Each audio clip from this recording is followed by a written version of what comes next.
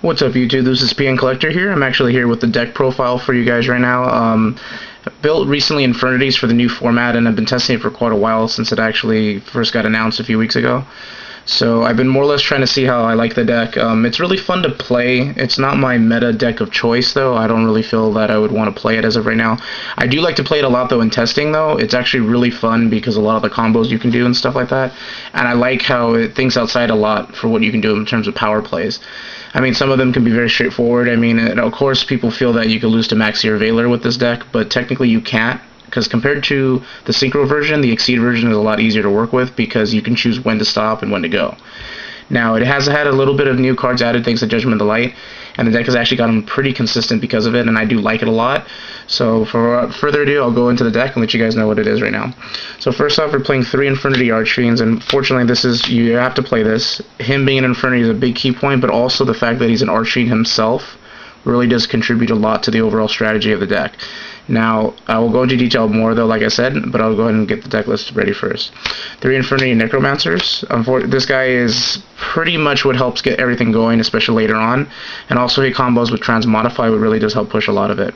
Now, most people try to only run 2. I prefer to run 3 just to make sure that I actually get to the card. Okay? 2 Stygian Street Patrols. This guy is amazing in here. The fact that by him being in the graveyard allows you to go off and continue your combos, even if you just choose to add an Infernity Archfiend to your hand, or even have a Necromancer that's just loose in your hand, you just use it and constantly keep going off in one turn. That's really, really good. Alright, and then before I was playing 2 Tour Guides, but now I'm playing 2 Summoner Monks. I felt that I should be more focused on level 4s. Tour Guide's nice with the Transmodified combos, but I felt Summoner Monk to do a lot more for me in the deck than anything else, so I chose him overall, and he's actually been pretty good. 1 Armageddonite to ditch the 1 Stygian Street Patrols and loose cards. A Dark Grepher, 1 of. Some people prefer 2, I feel 1 is enough. You get to it when you need it, and there's plenty of ways to search it out when you really do need to get it, so... Alright, and then one of the key cards in here is Archfiend Eris. If you guys don't know, what this card's effect is that when it gets sent to the graveyard by a card effect, not through Exceed materials, like being activating as a cost, or discarded through a cost, but actually just purely just sent to the graveyard by a card effect or by battle, you get to search your deck for any Archfiend card in its name and add it to your hand. Now, what she allows herself to do is allows you to further search out an Archfiend. Since Infernity Archfiend is an Archfiend in its name, you can add it to your hand and then combo it with Street Patrol. And then, of course, it also works really well with the other card that I'm playing in the deck. Alright, then on to the spells. Play 1 Reinforcements of the Army. This is helped to get the 1 Armageddonite and the 1 Grepher. Dark Hole. Foolish Burial, which again is one of the cards that it can actually send the Eris and trigger her ability. And also, too, if you need to get any of the loose monsters, it works really well. 2 Instant Fusions. 1 Infernity Launcher. 3 Mystical Space Typhoons. And then the key card that I like to play is 3 Transmodify. Now, before I was using Tour Guide with this, and it did really help a lot to have it, and it allowed you to go off even further with the strategy with it, but I felt that overall it wasn't necessarily needed. Now, what I use it for mainly is to turn the Necromancers that I have floating around. I usually, after I've used their abilities and go off, it allows me to search for another Archfiend and just keep continuing on. At points, compared to the Tour Guide one, it may seem like it's bad, but overall, it's really not. It just helps for a level of different types of consistency with it. I mean, some people prefer 2. I just put 3 in because before I was playing with the Tour Guide one. And overall, it actually hasn't been cloggy at all. It's actually been quite interesting of a card to play. Alright, Book of Moon. And then the last card, Archfiend's Pala Labyrinth. Now, this card is amazing because it gives all your Archfiends, or all your Fiend-type monsters actually, all 500 points. And in addition, if you combo it with an Archfiend monster, you can banish another Fiend and special summon an Archfiend monster from your hand, deck, or graveyard with the exact same level. So, since Infernity Archfiend is an Archfiend, it really does combo very well if you have a floating Necromancer. So, really good card. Alright, and then to traps, 3 Infernity Barriers. With Solemn Judgment being banned, this is probably one of the best cards that they have going for them, and it's one reason why I even play the deck to begin with, is the fact that you can just go off with the combo and then have yourself backed up by barriers and breaks, and then just be able to come back from there. It's really powerful of a card. 3 Infernity Breaks, as I was saying. Great removal. It helps you get out to a lot of problematic cards, especially this deck has multiple weaknesses on that. Really great card. And then for the single, Solemn Warning, Bottomless Chapel, and Compulsory Evacuation Device. All of these are pretty much necessary just because they need more back row, and it's more actually back row heavy than just running more monsters. And then on to 2 Mirror Forces and 2 Dimensional Prisons. Now, I wasn't originally playing these before, but in testing I felt like that I needed some type of protection, because most players usually get greedy or try to end the match quickly, so that way you don't have everything set up for them. Well, by having these in the deck, it actually prevents them from kind of going at my weak monsters, especially a floating Lavalval chain, and then just helps me come back after that. Alright, then on to the extra deck. Play one Lavier the Sea Dragon. Usually when you have floating Necromancers, this is going to be one of the go-to cards you have, and it's only usually meant just for those types of purposes, and it's not too bad though. One of the good cards is Master Key Beetle. This will actually help protect one of your floating Archfiends, that way they can't just outrush and beat stick one of your Archfiends, or protect some of your other cards, that way they can't be destroyed by effects. So this is a very powerful card. Two Lavalval Chains, which is pretty much the core of it, and you really can't play this deck without them. It helps you send cards to your graveyard like Archfiend, helps you set up combos with Eris as well, because she'll get sent to the graveyard.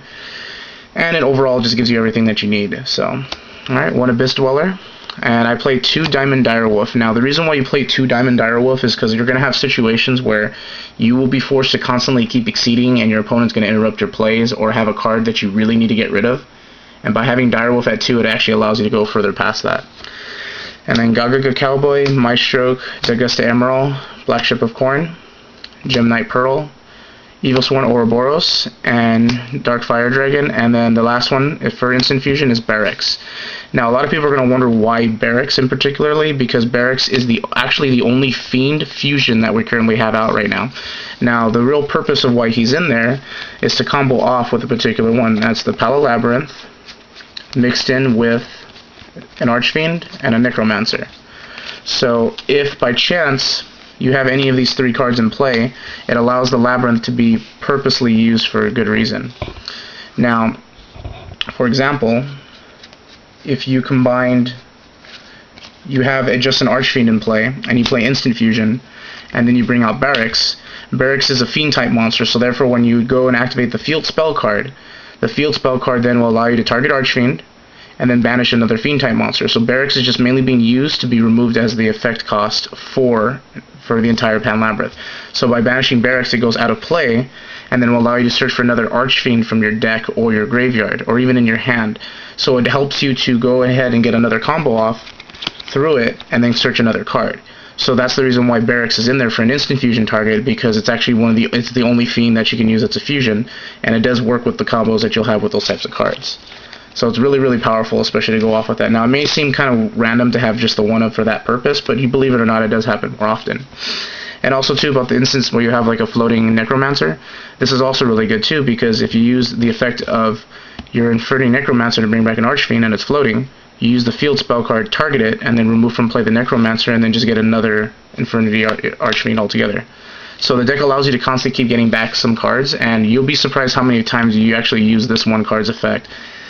Some people prefer to use the Synchro version, again, but I preferred only to use the Exceeds, because you don't get hurt by Evil Sworns as much, and you have more retaliation against a lot of the tier decks right now. People do get worried the fact that you actually have to be afraid of hand traps. Difference with this deck, though, is you can choose when to stop. Most people don't realize that. And compared to the Synchro version is that if you play a card, you have to kind of commit. And if you don't commit at that time, then you're going to probably lose, because your plays require you to play multiple monsters, synchro into these multiple monsters, to continue your multiple plays. Whereas a single card option each time allows me to keep going back. And the good thing is that the field spell card also gives all the Archfiends 500 more points, even after you use the abilities and stuff like that, so it gives you some kind of strength in numbers, and that's kind of a good thing about it.